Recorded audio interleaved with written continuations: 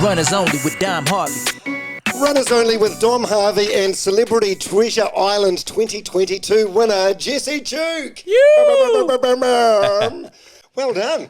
Thanks, mate. Congrats. How bloody good. So we're recording this on Thursday, 3rd of November, and it was last night that the final episode went to air, so the cat's out of the bag. When was that done? Finally, I've been sitting on a secret for like 8 months. Filmed back in March, so yeah, it was a month long filming. Been bloody hard, but as you probably saw, I was really keeping a few secrets on the show. So I just kind of like extracted that out into everyday life. It comes way too naturally now, telling lies. Well, I don't know. I feel like you're not as good a secret keeper as what you think you are. Like I messaged you earlier in the week and saying, hey, if you win this week, I'll get you on the podcast. And you're like, well, okay, I'll come around on Thursday. Yeah, I feel like you kind of alluded to the fact. Yeah, I was like, all right. If I win, I'll see you at about 1 o'clock. Yeah. No guarantees. Now, you and I have got history. We should front foot that. I've known you for years. I've known you since you were like a kid. Yeah, I think I was 6 years old. Right. When I first met you. Yeah. Because I was friends with Christian Cullen, who was like a big deal All Black at the time, so like Bowden Barrett now, and myself, Christian, Tana Umanga, and his wife Rochelle. We somehow ended up at your place for like a New Year's holiday, family home. Yeah, as a 6-year-old kid who's just like fascinated with the All Blacks. It was a dream come true. Like, how bloody cool was this? So the connection there was, so my parents, good friend Ian Kleinak, was involved in rugby down in Wellington, and pretty much just teed up the guys were looking for a holiday, right, to go away, and my mate's got a place up north. You want to head to the far north for a holiday. So, yeah, we had Tana Umanga, Christian Cullen knock on the door. You were there too.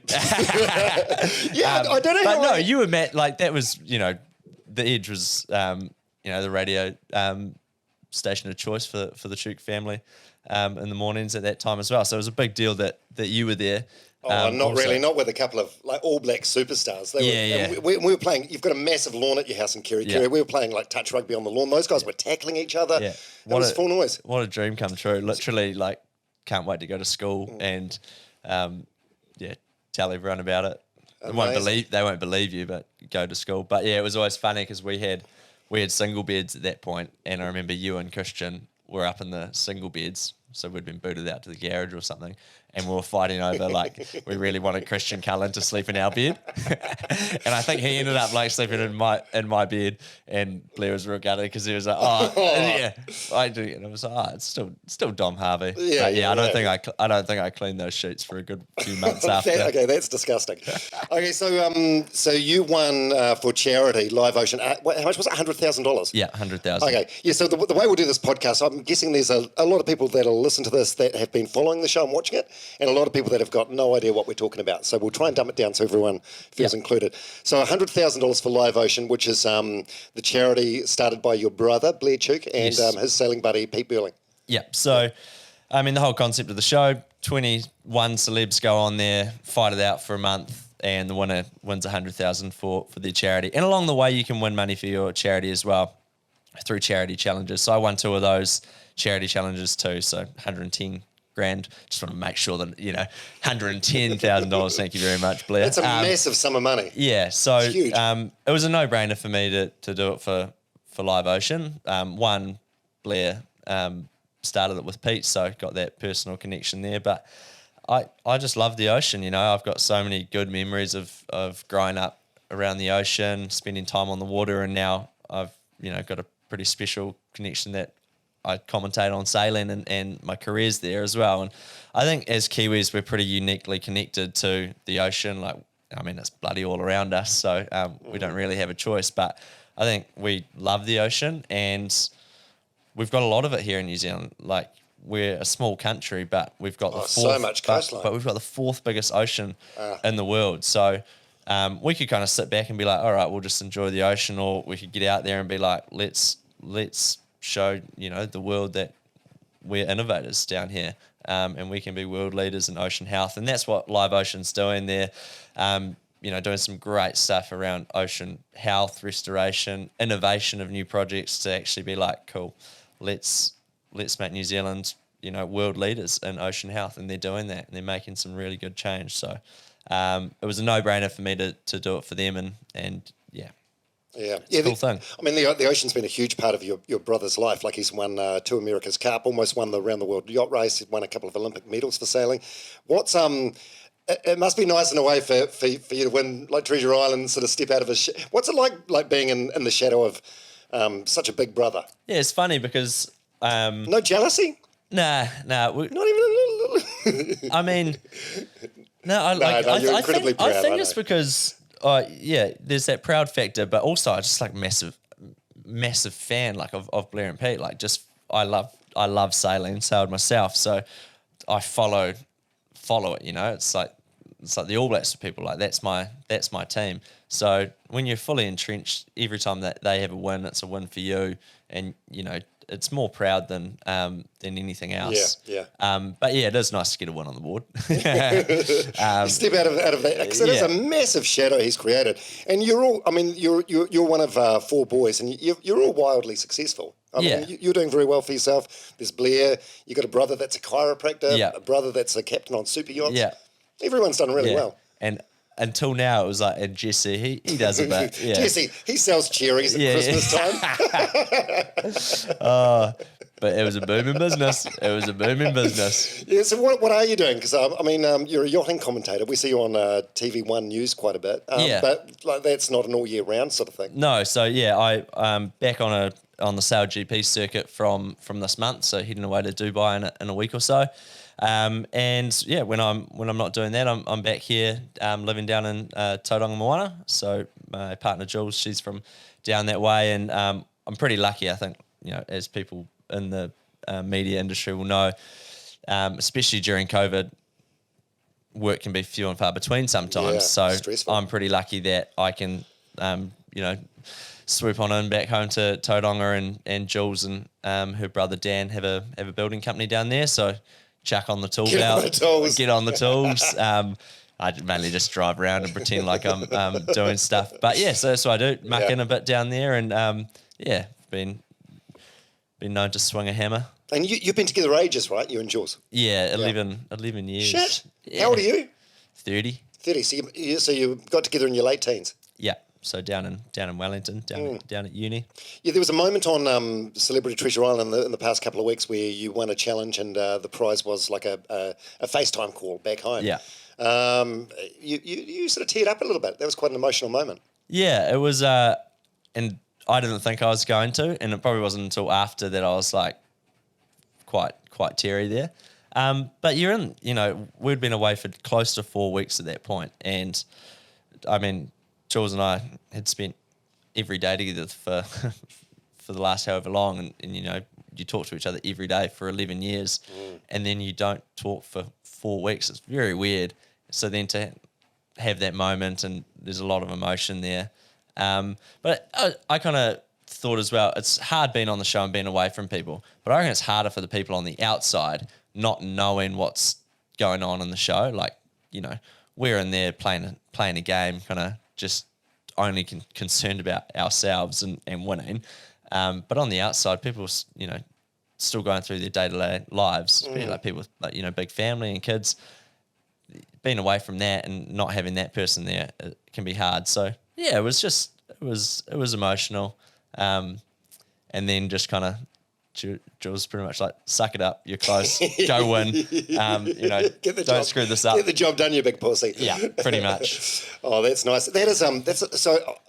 You had no sort of contact with the outside world. No. What about? So the phone's taken off you, no devices, no. Yeah. So and no idea of the news of what's going on. Wow. No, you'd get the odd bit of news that you'll maybe hear a production person talking about to someone else, but they were on some real strict protocol, just not the crew were just not giving you anything. Yeah.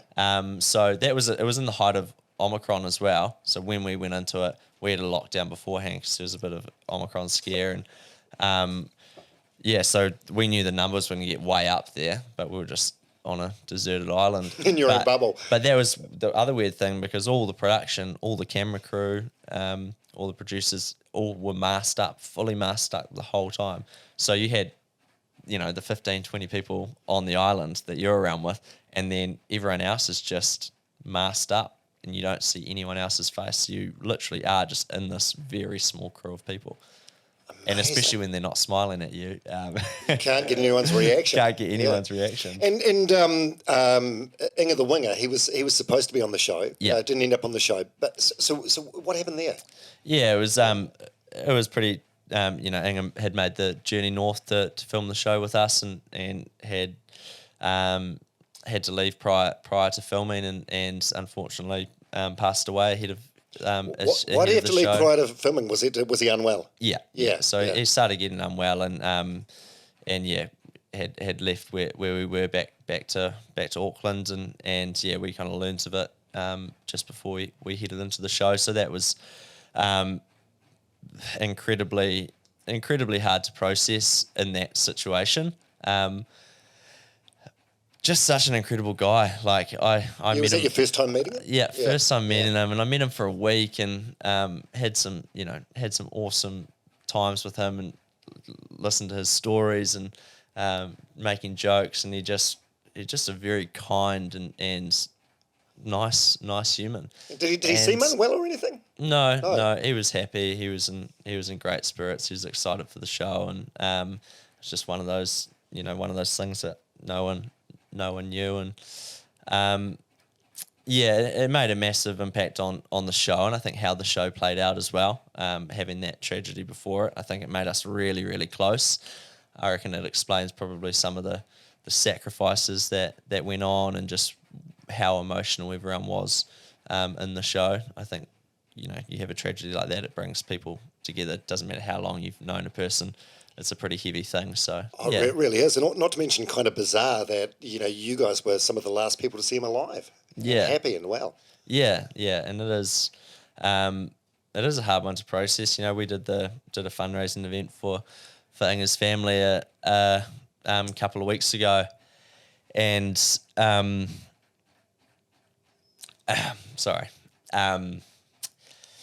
and his wife said that where we did the bowling was the last place that his family had gone together before he went north, and we didn't know that, and it was really hard that at that moment it kind of dawned on me that we were the last people to see him, but to have that moment with Inga's family to celebrate his life, and it was a massive celebration.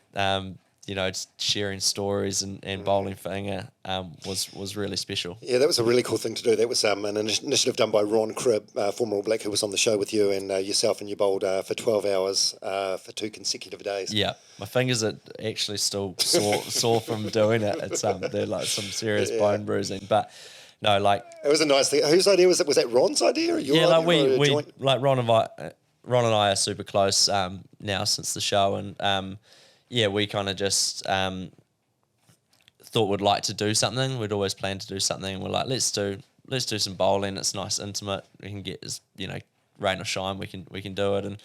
And since the show and talking about Inga with Ron, the one thing I started to learn was just that he was a very kind person his whole life. He put others first his whole life, and did everything for us. And anyone you talk to, Inga the Winger had this massive smile.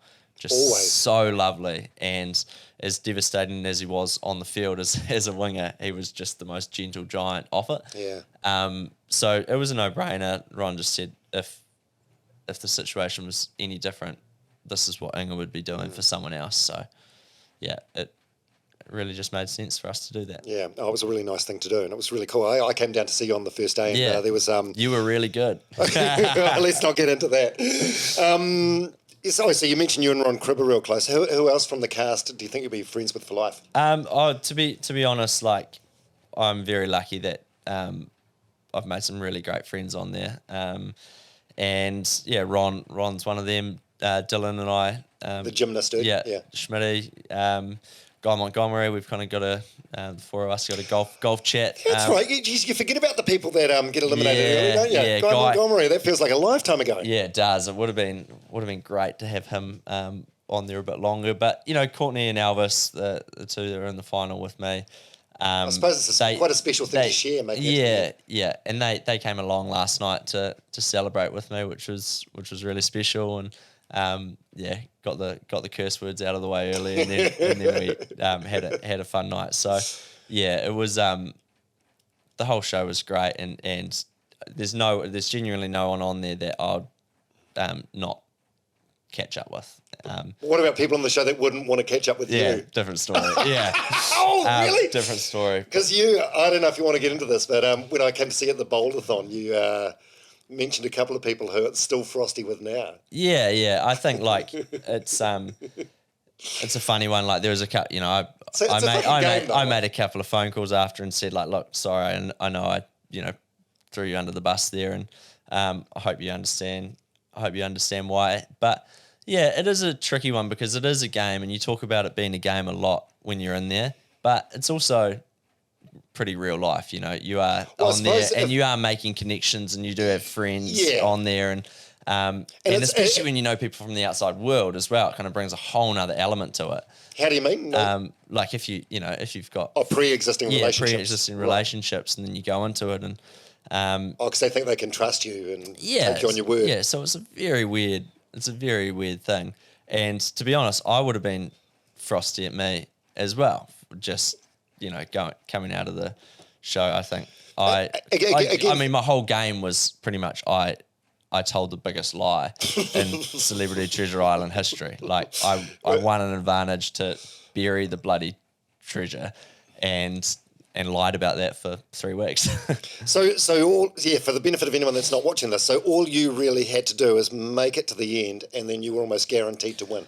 Well, I can't. It's like a free pass. That's kind of what I thought, but as time went on, they really were like, these clues are important. So I knew I still had to get the clues, and there were still 3 pretty gnarly challenges to get to that final part. And I knew at that point Courtney was going to be right on me. Elvis wasn't far behind as well, so I needed a good enough gap to still be able to get there, find it, work it out. So it probably wasn't as much of an advantage as I would have liked to. It was a massive advantage, obviously, burying the bloody treasure. But also, I still had to get there, and still had to do all the stuff on the day, still had to have all the clues, or I would have been, the last there. And when I turned up, they would have just followed me to wherever I was going, and it would have been an absolute lottery. So yeah, I don't think it was and I said to them before, I was like, this isn't a dead heat. Like it's still all to play for. And I genuinely thought that was the case. How much of winning it is luck, and how much is skill? I reckon the main part of luck is just where the narrative goes with who people target. If you can keep your head down, and if the story starts getting talked about another person, that's where you can get lucky. Or if the wind change and it's like a heap might be on you, but then you get lucky because something happens, and then spotlight gets put on someone else. Because I feel like those say you get put up for elimination, there's an elimination challenge. It seems like a certain amount of luck goes into those. Some of them. Yeah. But at the end of the day, still though, you, unlike say the show Survivor, where you're voted out, you always have the opportunity to seal your own, destiny and compete for that final. It might be slightly lucky, but I'd say 80% of them are more skill based than luck. And if you're going through and you're winning challenges and you're getting immunity as well throughout, I think that I got quite a good 2 good opportunities in that final where in the final 10, where I was winning challenges that gave me immunity. Otherwise, my head would have been on the chopping block if I hadn't have won those challenges. So yeah, I don't know. I reckon there is an element of luck for sure. Guy Montgomery was very unlucky that just instantly heads were turning on him, and he was almost too funny from the outset because everyone was like, "Oh, Guy, he's hilarious." And then as soon as people were talking about that, it's like, "Who are we putting up?" Well, we've talked about Guy a lot today. Why don't we just put him up? So he was. What do you mean? So he was put up. Because he's funny? Or well, he just was like standing out too just much? stood out, you know. And Right. then so when that's happening as well, from like, when the hosts are talking and asking questions, they're like, "Guy, you did really well in that challenge today." So as soon as the hosts say it as well, people start looking. So It would make more sense to put up someone that you don't know much about. You think, I've had some good chats with the guy. He made me laugh. Let's not put him up. but it's the other teams that are putting people up. So gotcha. it's kind of Right. like, who are you putting up? You want to put up strong people to try get them gone, and that was, I think, another team's decision. Yeah. Would you, if you were to do it again, would you do anything different?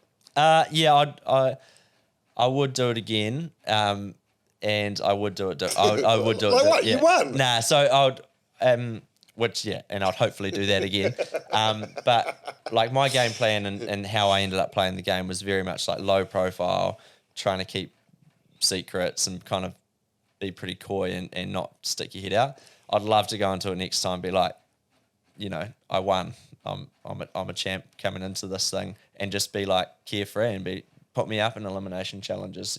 I'm happy to be that person, and just kind of go into it a little bit more carefree and not care so much about winning, because done it, been there, done it. And how's your conscience with it now, and the way you behaved and the way you acted? Yeah, Are you comfortable with it? Yeah, I am comfortable with it. I mean, it's a reality show. You have those worrying times, like watching it back's definitely harder than doing it, and you kind of just have to remove yourself and take yourself back to the moment and be happy with how you were in the moment. And during the show, there were times that were super hard, where you're lying to people, or you've got an alliance that you've got a fractured relationship there, and at the time you're like, this is shit, but I'm happy to be a bit of a dick to win $100,000 for my charity. And that's kind of where it took a while for my head to get into that space of like, okay, there's no way you can keep everyone happy. And the more you keep trying to make everyone happy, it's actually just making people more pissed off. So it comes a time where you just kind of got to put yourself and your charity first and go, okay, well, I'm here for me, I'm here for my charity, and I'm going to do whatever it takes to win. Oh, if anyone holds a long-term grudge about anything, it's on them, right? Yeah, and that you don't want, especially people that, you consider, good friends or that you're close to, but also watching it back.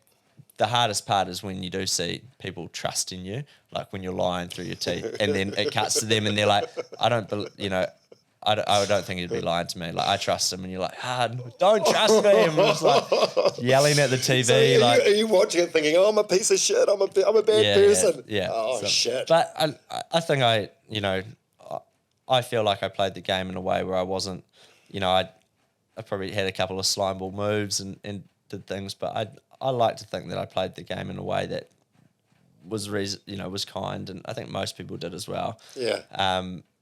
Just trying not to be a massive tool, pretty much. That's the goal. So you end up with the nickname the Traitor. Is that going to stick? Yeah. Oh gosh, I hope so. Such a goodie.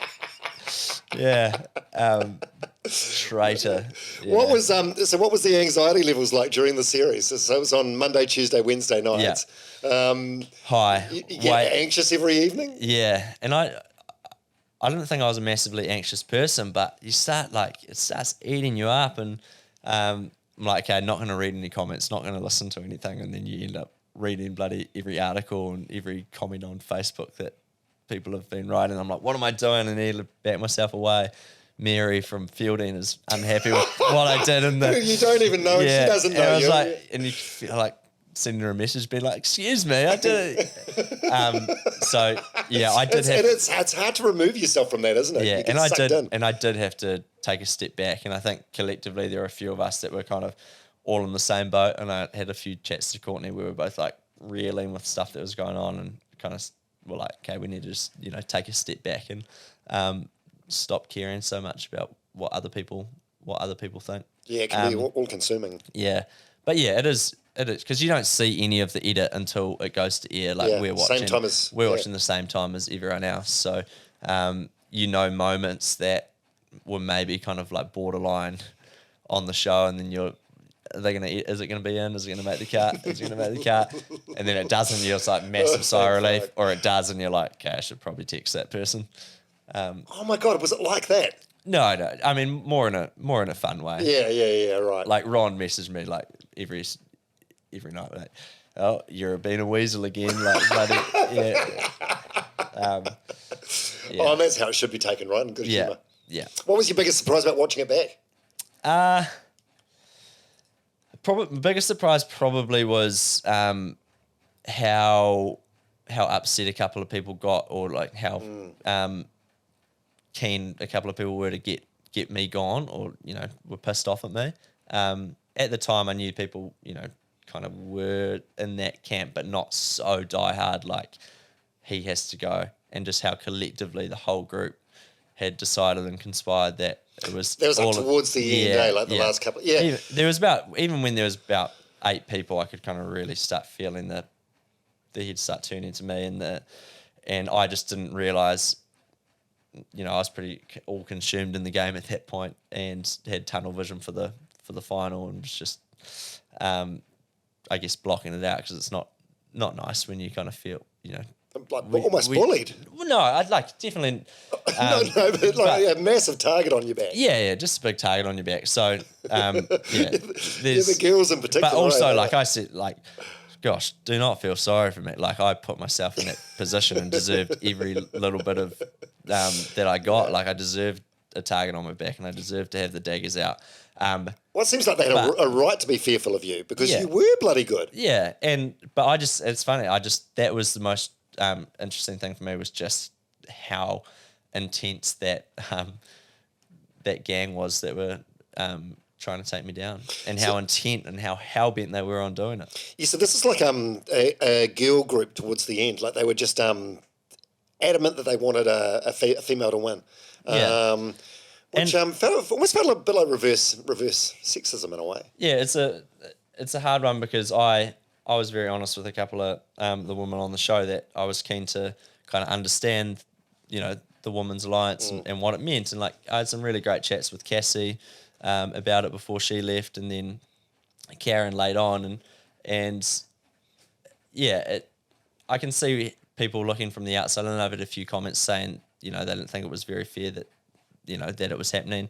But when you're on there and you're seeing and hearing about why it's so important to them, I kind of had a, greater understanding for it. And if someone like Karen O'Leary who's so connected to her charity is happy to step away from the game, to help promote another woman going into the final, you don't have to agree with it, but I think we could all take a step back and go, well, why is she doing that? This is obviously a pretty powerful move. Maybe we should start taking notice and actually listening. And that was probably the biggest thing that I learnt on it. It was like, people don't have to agree with it, but at least just listen and be willing to kind of hear the other side and understand why.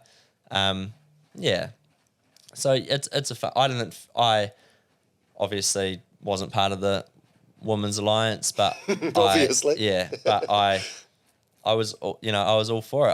I understood that, what they were doing was very powerful. And I think watching the show back, I'm sure there are thousands of young females that were watching the show and inspired by Courtney, Siobhan, Mal, Karen, Cassie, all these Susan, all these really strong wahine that were great in the game, and they were very powerful, and they pushed me right to the end. A few people have said to me they thought Courtney, like, a lot of the stuff she said on camera, like, she really had it in for you. It's like she seemed to loathe you. But then a few people have said to me, I think she kind of liked him. Like a primary school sort of thing. You know how you're mean to the people that you crash on? Yeah, no, we just had, I think because it was probably just amplified, because she loathed me so much. Anytime she was slightly nice to me, it was probably just amplified. But no, we had a really, really nice relationship. It did feel like that kind of, you're at school again and just joking around. Like, the more, like, she'll call me the traitor, and the more I deny it. Like, I had no reason to keep denying it, apart from the fact that it was just fun to wind her up. But yeah, she was an absolute weapon on that show. Like, she played the game harder and more fierce than anyone out there, and she was so driven to win. It was pretty cool to see, and yeah, I'm lucky I came out of there alive. Yeah. Well, did it bother you being called a boring winner? Nah, I mean, yeah, I don't care. A winner's a winner, right? Winner's a winner, yeah. Yeah. And from that final three, 100%, I'm way more boring than What do you mean? than Courtney and Elvis. But Why? Because like, I'm just more flamboyant and sort of showy and out there.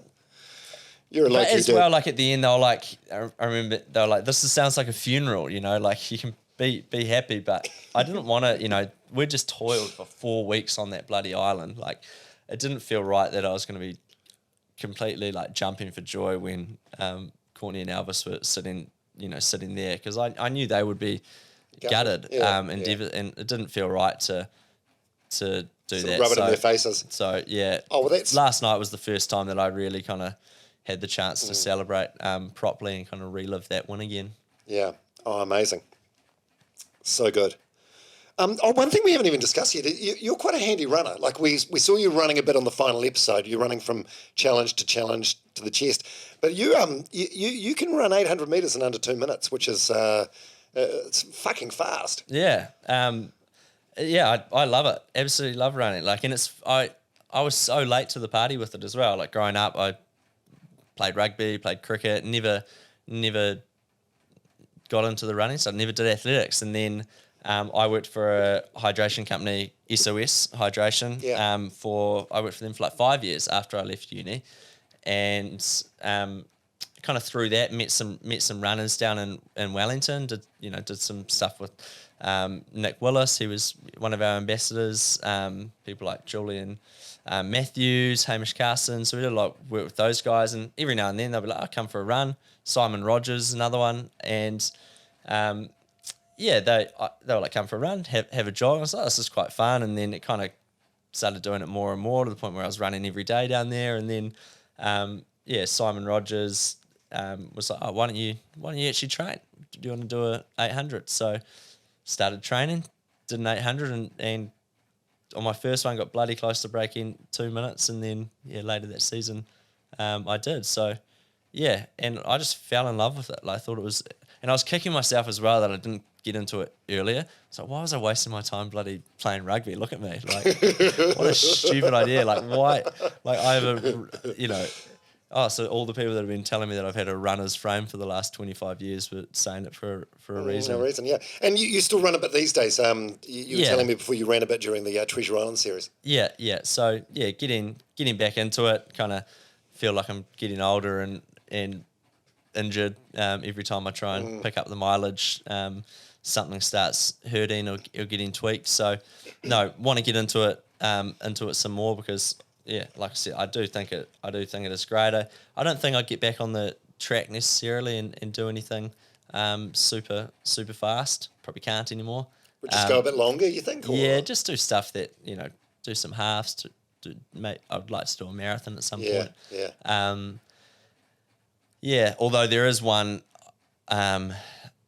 title that I would like to get, and that's the beer mile. How beer good! Mile title. Yeah. So what's that? You have a beer, do a lap. Yeah. So 4 laps, and you do a beer each lap. Yeah. And if you vomit, extra lap. Oh. Yeah. So we did it. That was like one of the first times I ever ran. We were over in Kona. Was working for SOS, and we had activations over there, and they do it every night before the big race. Athletes and like that aren't racing, and sponsors and stuff all meet out at the bloody abandoned airport and do a beer mile race. And I was like, okay, I'll go do this. Be good promo. Chucked on the t-shirt, the SOS top, and then did it. And I got third in this bloody beer mile race. So I was like, okay, probably put it down to maybe being better at these guys than at knocking a pint back. But I was like, oh, this is really good. And then a couple of years ago, they did one down in Tauranga, and I got bloody pipped. I got second. But I think we still did it in like under 6 minutes, 5 minutes, That's 40 a good time, or something. isn't it? So I'm out for revenge. I want to put the beer mile trophy next to the Treasure Island one. Yeah. Do you find the running quite cathartic? Like, good to clear your mind? And Yeah, massively. And that's been like the last couple of weeks. I've got back into it for that purpose. Just like a jog around the block, just to process your thoughts. Yeah, just to literally remind yourself that you are a good person. Blow the steam off a little bit. Yeah. Yeah. Yeah. How's your mental health been over the years? You been good? Yeah, pretty good. You're a pretty chill dude, eh?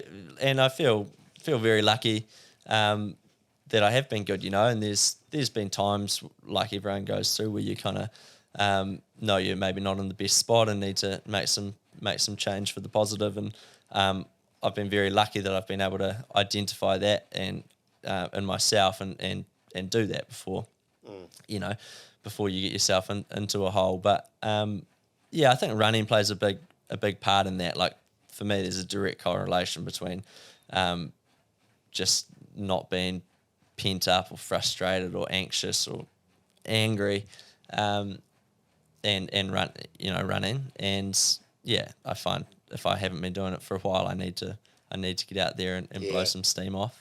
Because when you're running, you're generally healthy. When you're healthy, it's a lot easier to be happy. Oh, they go hand in hand, eh? It's quite funny how just sort of in recent years, like the last 10 or 20 years, it's become apparent just how closely your mental health and your physical health are related. Yeah. And I think like it's even when you are good, it's still important to talk about it and acknowledge the fact that that you're doing well. And I think that helps the whole scenario as well to give people hope that you can turn a corner and not be afraid to be okay as well. It's absolutely okay to not be okay, but it's also okay to be okay as well. And I think the more we just talk about it in general, whether you're good, bad, or otherwise, it's just talk about it. Yeah. Make it part of everyday life. Absolutely, and be honest about it. So if you're not, you're right. If you're not okay, don't say you are okay. Yeah. None of this. Yeah. Yeah. Exactly. Like it, and I think the more we normalise it, and for everyone, it's it's going to help the people that aren't okay be confident to ask for that help. Because it's an easy conversation to have if we're having it regularly. It's a very hard conversation to just have off the bat because people don't know how to go there. It feels hard to start. It's a hard conversation to start. Yeah. Are you and your three brothers quite close and quite good at talking about that stuff? No, I think we could be better. I think in general, like we could be better. My school friends, we've remained really close throughout the years, and we've got a really, really great group of friends, like 20 odd of us that all still keep in touch. And we do a really cool thing every year where we catch up at Christmas time, do Secret Santa, and chat. And it's a really special time. People, take a seat on a stool, talk about the good things from the year, talk about the bad things, and it is literally a moment just as a group of friends to sit down and have a round table chat about how we are. And I think that's cool. How many of you? Yeah, it's a good 20 or so. Yeah, and we've that's borderline public speaking. Yeah, it's like wow. Yeah. And how long do you talk for? A couple of minutes. Some people are like, sweet, I'm fine. That's it. And then others will go and talk for a bit longer. But there's some there that aren't as comfortable as others. But I suppose if a few people start to show that sort of vulnerability and be honest, it lets everyone know that it's a real safe space. Yeah, that's a cool thing to do. Yeah, and but like going back to, I think like Kiwis in here, like we keep things bottled up, and we could all talk a bit more. And you can always do better. Doesn't matter what you're doing. You can always do better. But we're a super close family, and we all get on. We've very fortunate that we've got, I've got a relationship with all of them where we're mates, and that's really special. And I know it's something to be, it's a privilege as well, because I know a lot of people don't have that. Yeah. Your mum and dad they're both amazing people Yeah. as individuals, and they were great as a couple as well. How old were you when they split up? I think it was early 20s. Right. Yeah, early 20s. How was that? They were a bit rough for a while, weren't Yeah, they? it was, I mean... I think I remember when I came to stay at your house when you were a kid.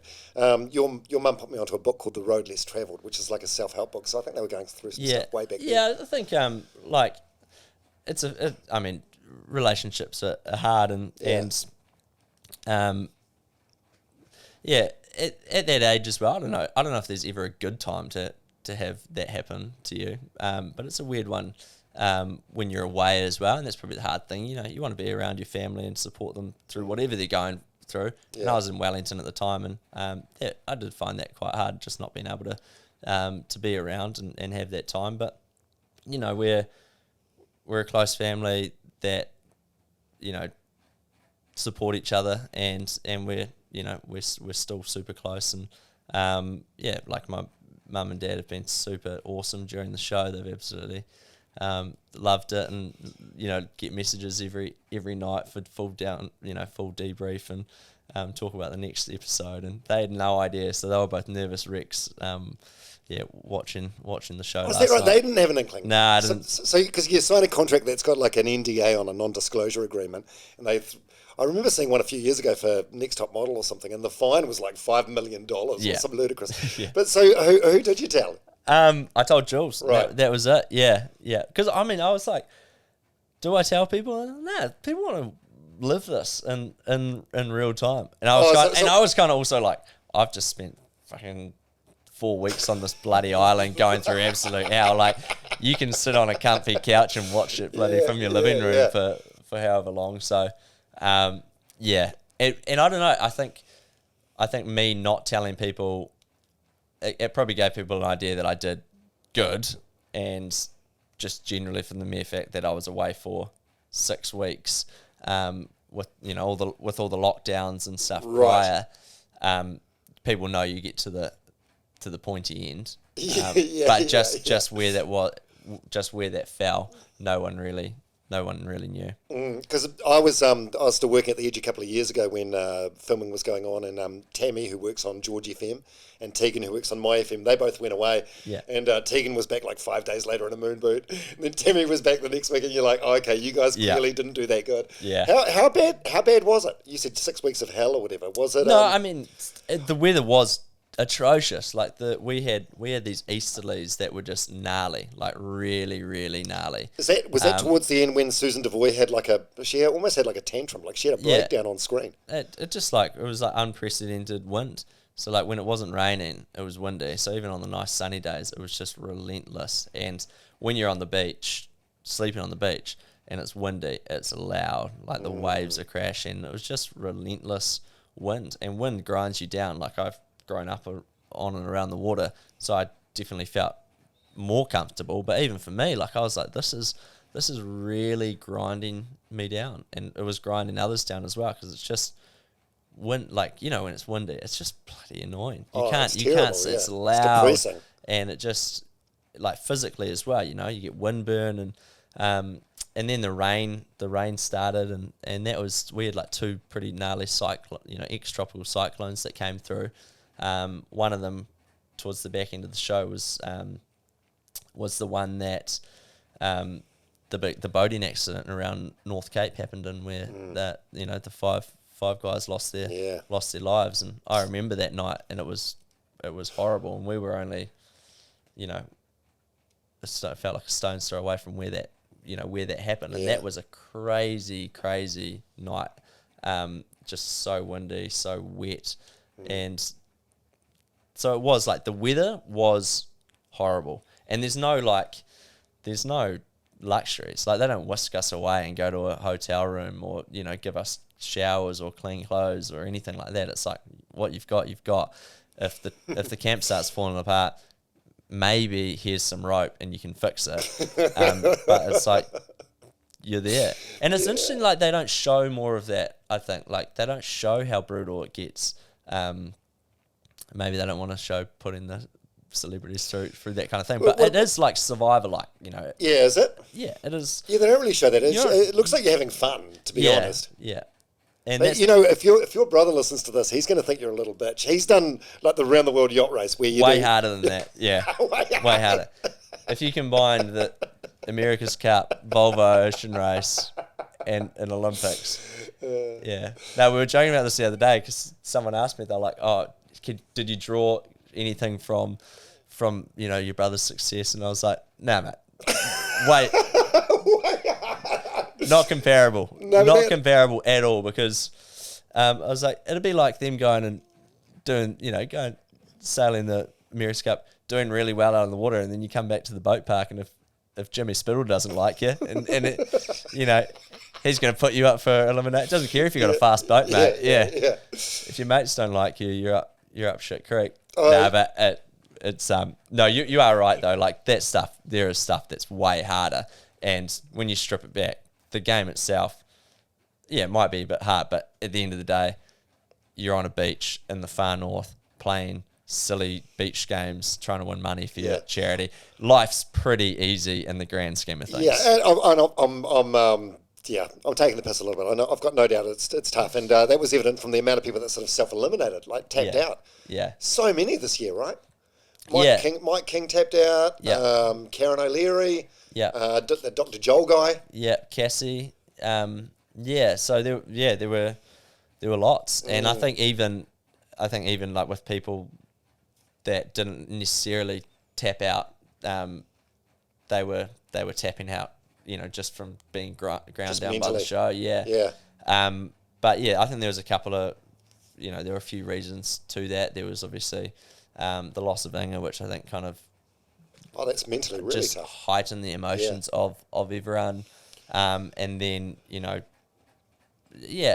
do think just the show itself it's a hard show. You are on the whole time with cameras, and you are running on this massive high the whole time. So yeah, I think that's where the sacrifices kind of comes in, because you just are wrecked. And it's that's by design. I suppose they want to grind you down. They want that tension. They want that friction. They want that uncomfortableness, that awkwardness. Yeah. What about food? We Rice and beans. Yeah, just that was it. And if you want a challenge, you might get some nachos or McDonald's and Tim Tams and stuff. And those were great, but there was also there was way too much food. Like you'd win nachos, and then you have way too much nachos, and then you didn't Susan?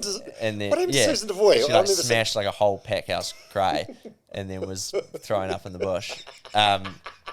Yeah. Did you know her before this? Susan DeVoy. She was like one of the greatest squash players to ever walk the earth. I want to get her on the podcast. She's amazing. Yeah. Well, I didn't know Susan, but I know Susan's son Julian, and through running, he's an absolutely incredible runner, one of our best. And so I knew her through Julian, but I was weird because I didn't know if she knew that I knew Julian, and we were on different teams for a while. So it wasn't until we had that merge that we were like, okay, we know each other, and she's just like an absolute powerhouse comedian. Like she just dropping zingers left, right, and she's hilarious, right? And calls a spade a spade. She's not afraid or intimidated by anyone. Yeah, pretty respectful to of her as a person and her achievements. But for digging it in for so long on that island, like it wasn't easy, and it really got to her. But she stuck in there. Yeah, she's a tough cookie, right? Yeah, real tough cookie. Right. And what about you? You told me you've got like 50 minutes, so our time is just about up. You're heading up north. Yeah. Actually, we talked before about your parents breaking up and the tightness of your family, and I think this is a good example of this. Like the place that you're going to is the family home, and that's where I came and stayed with Christian and Tana all those years ago. And when your parents split up and they sold the property, like you and your three brothers didn't want to see it go, so you guys bought it. Yeah. It's really cool. Yeah, it's a special place to us, and spent so much time there over the years, and it's where we want to see our kids and spend time with in the future. And I love the far north in general, like as a place. I don't think there's anywhere in New Zealand that's more beautiful than the far north. and we were very lucky to grow up there, and it's, you know, why we all love the water so much, because we were always out on the water and playing in the ocean. It's a very special place up north, and I reckon it just keeps getting better and better the further north you go. So yeah, heading up to Kirikiri for a long weekend. It was, it's gonna be nice just to unwind from the craziness of this week, and it's my partner Jules's 30th birthday this week, so I've kind of been overshadowing it this week. So it's gonna be nice to take her away and go out with some mates and just settle in and have a cruisy weekend. Yeah, well, you talk about the stress of this week, but it's actually, I suppose, the compounding stress of this year. Like, you've been hanging on to the secret for months and months and months. It's a lot. Yeah, and when you don't know as well how it's going to come across or how you're going to be perceived, like you kind of try and tell yourself, oh, who cares what people think about you? But everyone does. You can say that, but it's not true. Like, of course you care what people think about you. Like, you can disregard it, but like, you don't want to be the person that comes across as a massive villain or someone that's hated. Like, I do want to have a career in TV. Like, I'd love to be in that space going forward, and that's that massive worry. It's like, shit, what if I'm an absolute, D-bag on there, and everyone, you just always think of the worst case scenario. I think it's just human nature to do. And man, I had some sleepless nights thinking about that show. Really? Oh yeah. Like, while it was on or before it was on? But like, just both. Like, straight after the show, it's like, what, just running through in your mind all the things that you did, or just going through it? Because when you're on it, it's like, when you don't have a phone, or you don't have the news, you don't have, your morning coffee run, or all those little nice perks, but all the shit that you have in life as well. When you're only focused on a silly game, and you're thinking about that for 4 weeks straight, like playing the game during the day, and then you're talking about it with everyone, and then you're thinking about it when you're in bed, and then you're dreaming about it, and then you come out of it, it's 4 weeks straight of thinking about one thing and one thing only. It takes a while for that to get out of the head.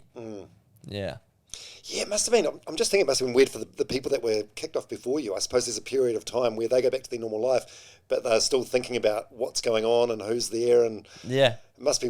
Was it weird after that length of time to return to sort of normal life? It was weird, and it did take me a couple of weeks, because you can't digest it at the time. Like, you win, have a little celebration, but then you're straight back into it. You're on a plane the next day, back home, had a small set, like, cool, this is great with Jules, and then it's like, bottle this thing up and don't celebrate. And that's not human nature. Like, you normally not. Anytime you win or get a promotion, or you have those successes, and you can kind of say to someone, cool, I did this, and then they're like, oh, well done, that's awesome. But this was like, bottle it up, don't tell anyone, and then you kind of sit on this thing that kind of you want to scream it from the rooftops, because you're so happy, but you can't. Yeah, I suppose thinking about it, you had to tell, like, Jules that you won, because you needed to tell someone, not for the fact that you won, but the fact that you can tell her all the other shit that went on. Yeah. On the way to that win. Yeah, and that's, I think, why I did it as well. She knew that I made it to the point. I got the phone call as well. So got to call her, which was really nice. So when are you proposing? Yeah, you guys have been together like 10, 11 years. I've been asked that question twice now, you and Women's Day. So I know where you sit in your... No, she's a great girl. I think I first met her when we came up to Kirikiri for your 21st. Yeah. All those years ago. So you were fairly early into the relationship then. Yeah. But no, we've got a really good relationship. We're super happy down in Tauranga, and it's a great place. I was reluctant to move there, did the long distance for a bit, but once I finally moved down there, I was like, why didn't I come here earlier? We've got a we've got a nice thing going on. We're happy with where we're at. Does she? I mean, like marriage is marriage, but does she want to get married one day? Yeah, I think we both. Is it one thing that's? I think it's probably one of the things we agree on. I think we both, are happy with the concept of marriage. And yeah, we'll see. We'll see, Dom. Yeah, okay. Still young, mate. Yeah. It's only been 11 years. Oh, it's been great, mate. Hey, thank you so much for coming over. Nah, wicked. It's been cool. Congratulations. Who would have thought? I've been since I launched this podcast in February, March. I've been trying to get your brother on. Yeah. And he's gone on every other fucking podcast in the world, just about. Who would have thought I'd have you on before him? Yeah. How good. It's amazing. Suck on that, Blair. Yeah. Hey, congratulations, mate. And cool, well mate. done. Nah, cheers. Appreciate it.